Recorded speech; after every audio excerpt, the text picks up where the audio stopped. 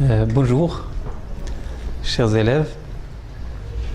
Avec vous, Amassoul Ahmed, enseignant au lycée Lamsalla, Académie régionale de l'Ayoun Saqiya Al-Hamra.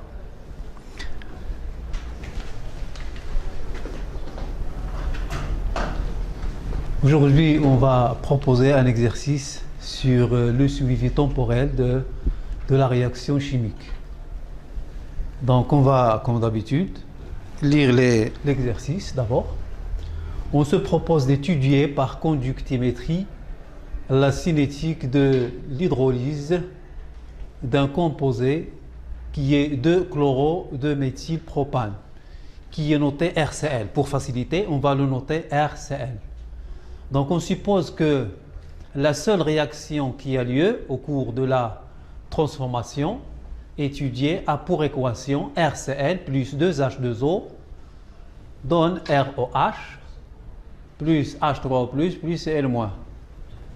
Donc ROH représente le composé de méthylpropane de Hall qui est le produit produit au cours de la transformation.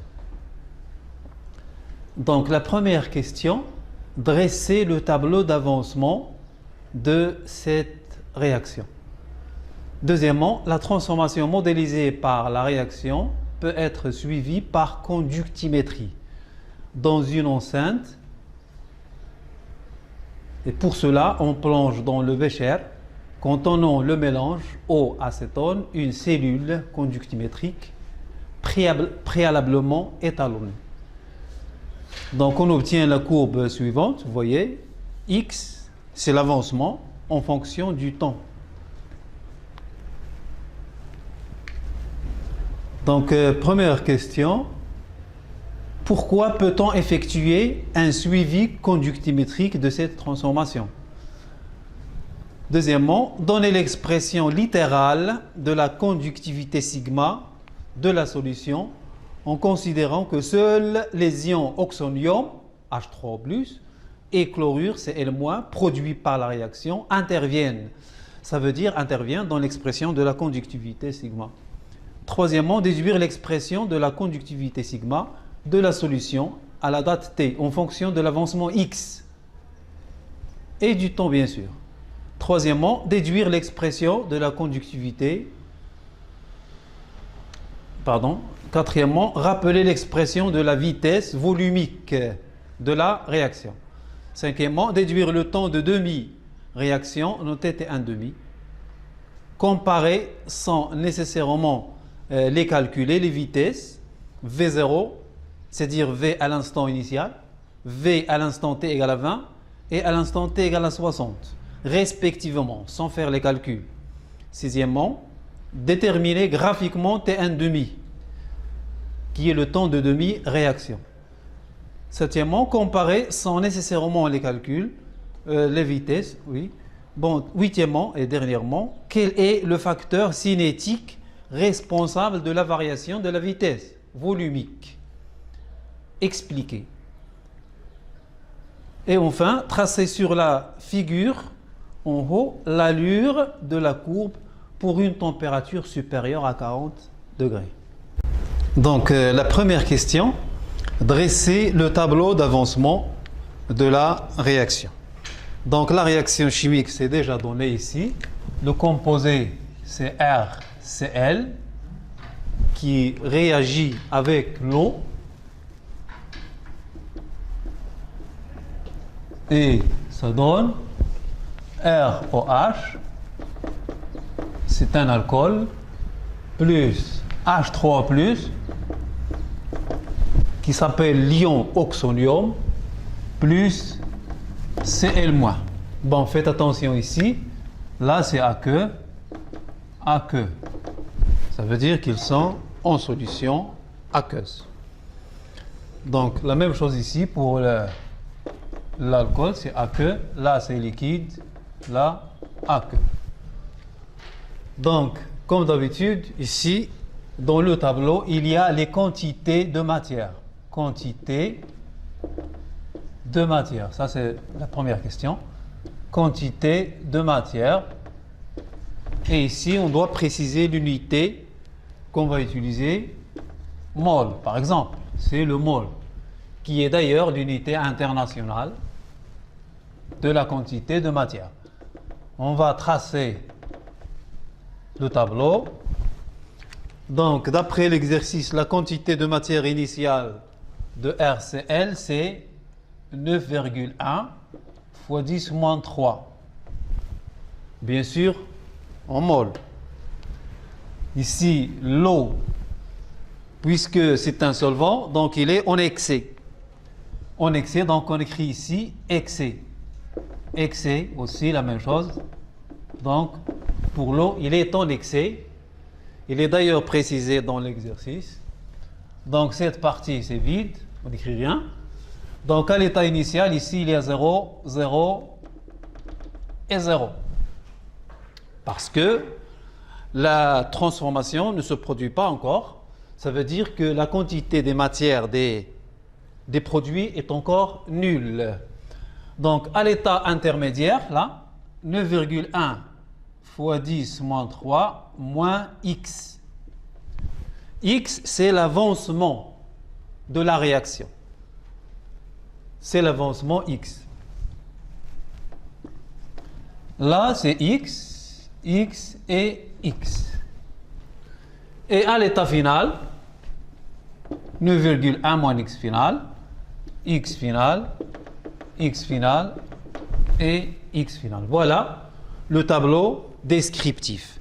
Faites attention, cette question du tableau descriptif, c'est toujours inévitable, il est toujours posé dans ces exercices-là du suivi. Donc toujours, il faut s'habituer à établir un tableau d'avancement. C'est très important dans cette partie de la chimie.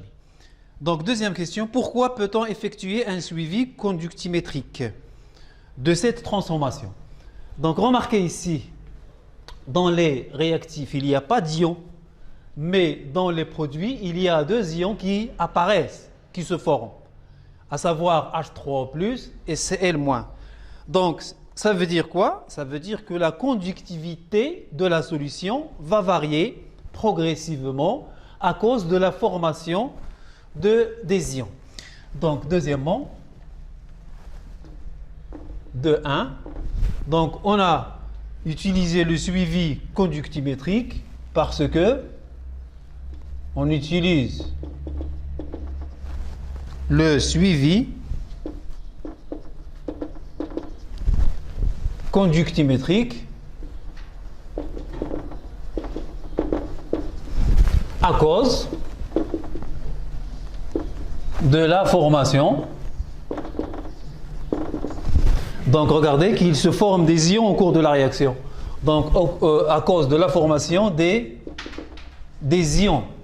Des ions, il y a les ions H3O+, qui s'appelle l'ion oxolium, et Cl- qui s'appelle l'ion chlorure. Donc à cause de la formation des ions qui vont entraîner la variation de la conductivité qui provoque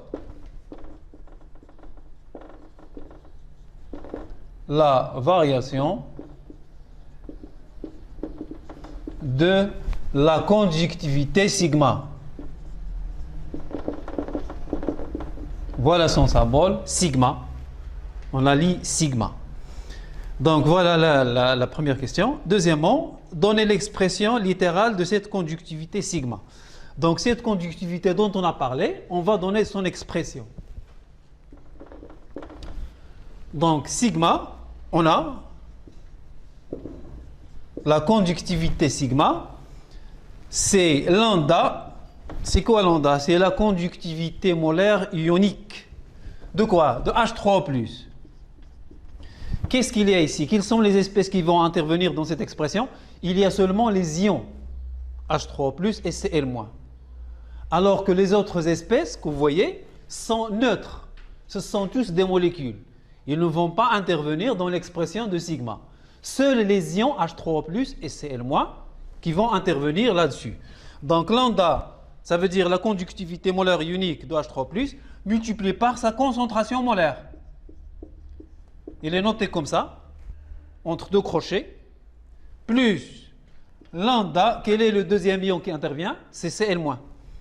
c'est la conductivité molaire de Cl- multipliée par la concentration molaire de Cl-. Voilà, c'est ce qu'on appelle l'expression littérale de la conductivité. Donc, troisièmement, déduire l'expression de la conductivité en fonction de l'avancement x. En fonction de quoi? De l'avancement x. Donc, on a sigma égale à lambda de H3+, fois la concentration de H3+. C'est quoi la concentration molaire? C'est la quantité de matière sur le volume. La quantité de matière, c'est X. Regardez ici, c'est X. Donc, X sur V. X sur V. Plus lambda Cl-. La quantité de matière de Cl-, c'est aussi X. Donc, X sur V. Regardez, X sur V se répète deux fois ici. Donc, je peux factoriser avec ça. Donc, égal à X sur V, facteur de lambda H3+, plus lambda Cl-. Voilà l'expression de la conductivité sigma en fonction de X. Faites attention, regardez. L'avancement X est relié à la conductivité sigma. Pourquoi? Parce que lorsque la réaction se produit, il y a formation des ions et donc la conductivité va augmenter. Donc, elle est proportionnelle à X. Donc, troisièmement, déduire voilà. Quatrièmement, rappeler l'expression de la vitesse volumique. La vitesse volumique de 4. La vitesse volumique. Donc, V, c'est la vitesse. Bon, là, il faut distinguer entre petit v minuscule, ce qui est la vitesse, et grand V qui est le volume. C'est 1 sur V, c'est la vitesse volumique. 1 sur V, dx sur dt. Voilà l'expression de la vitesse volumique. La vitesse volumique est donnée par cette expression. 1 sur V, là c'est le volume. dx sur dt, c'est la dérivée de l'avancement x par rapport au temps. Cinquièmement, définir le temps de demi-réaction noté T1,5. 2,5. Le temps de demi-réaction. C'est quoi? Le temps de demi-réaction. Donc ici, il s'agit de définir ce temps-là. Donc il faut bien apprendre cette définition parce qu'elle est fréquemment donnée. Donc il faut l'apprendre par cœur. Le temps de demi-réaction T1,5, on la note T1,5, c'est la durée. La durée, c'est une durée nécessaire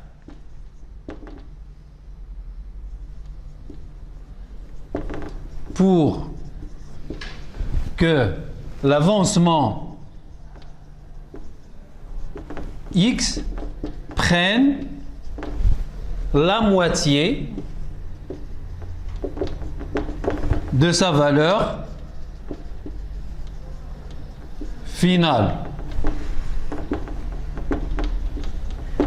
C'est ça la définition. Donc, on va reprendre cette définition-là.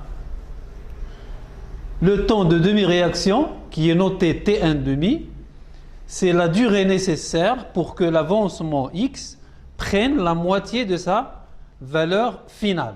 Ça veut dire, mathématiquement, on peut donner cette définition comme suit. Donc, T égale à T1,5, ça veut dire que X égale à X finale sur 2. Voilà mathématiquement comment on traduit cette définition.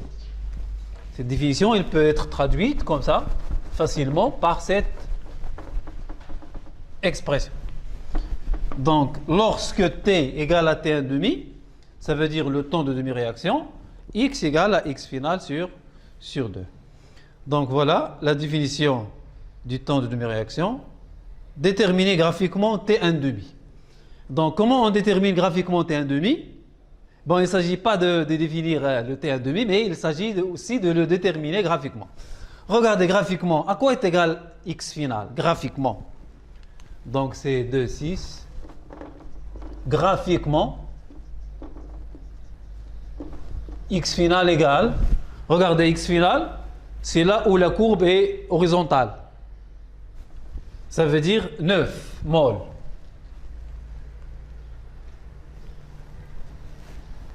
Non, ici c'est au millimol. Oui, donc il faut ajouter ici là. Millimol. Millimol. Donc graphiquement, x final égale à 9 millimol. D'accord? Donc x final sur 2 égale à 4 millimol. 4,5. 4,5 millimol.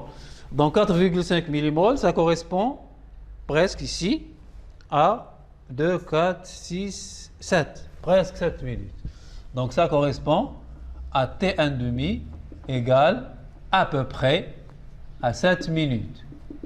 Donc T1,5 est presque égal à 7 minutes. C'est le temps de demi-réaction.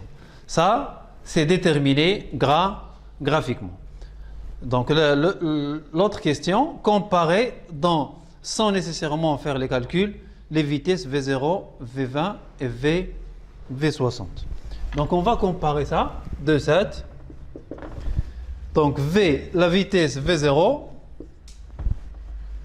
donc cette vitesse-là, ça veut dire la vitesse initiale de la réaction.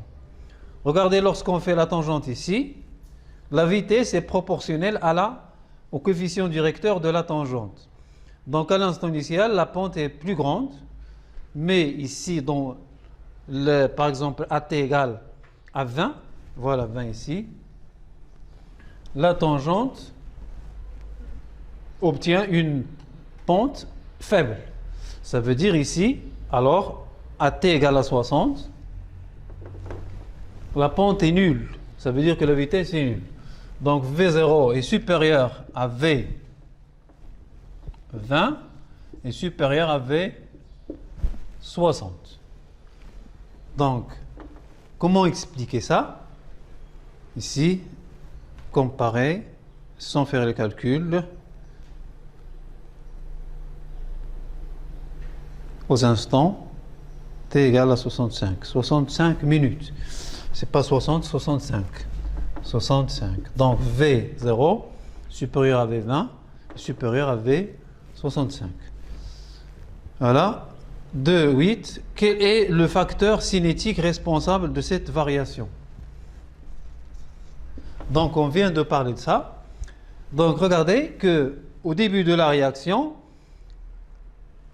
le réactif qui existe là se trouve en grande concentration.